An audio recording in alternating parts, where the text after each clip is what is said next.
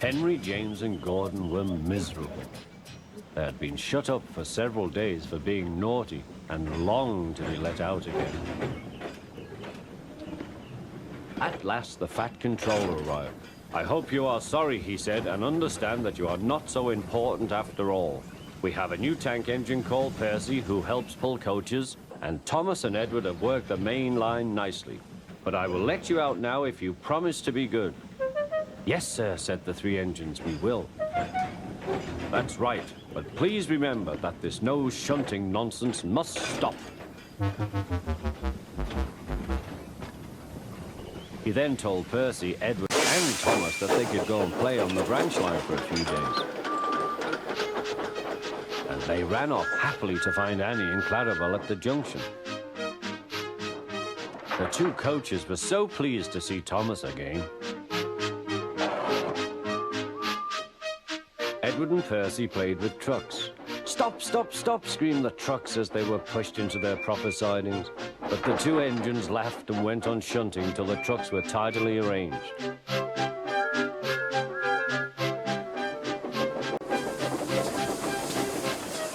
Next, Edward took some empty trucks to the quarry. Percy was left alone. He didn't mind that a bit. He liked watching trains and being cheeky to the other engines. "Hurry, hurry, hurry," he would call, and they got very cross.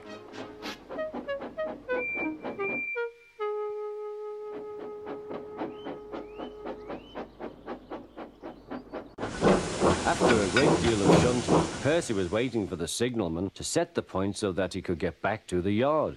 He was eager to work, but was being rather careless and not paying attention. Edward had warned Percy, "Be careful on the main line. Whistle to the signalman you are there." But Percy didn't remember to whistle, so the busy signalman forgot him. Percy waited and waited. The points were still against him, so he couldn't move. Then he looked along the main line. Peep, peep! He whistled in horror, for rushing straight towards him was Gordon with the express. "Oh!" groaned Gordon. "Get out of my way!"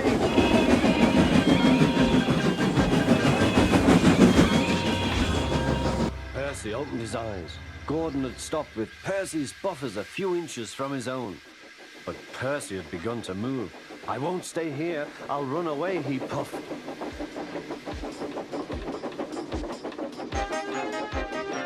He went straight through Edward's station and was so frightened that he ran right up Gordon's hill without stopping.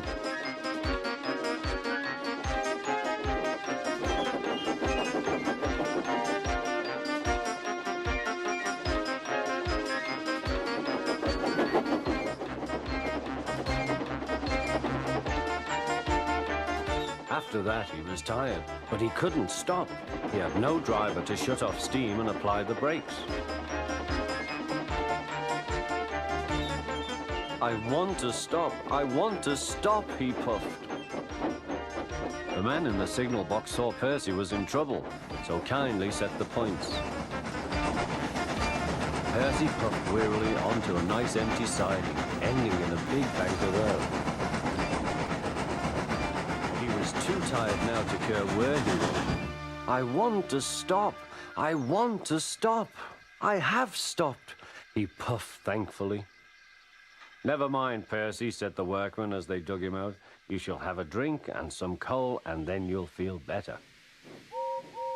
Presently, Gordon arrived. "Well done, Percy. You started so quickly that you stopped a nasty accident." "I'm sorry I was cheeky," said Percy. "You were clever to stop." Then Gordon helped pull Percy out from the bank.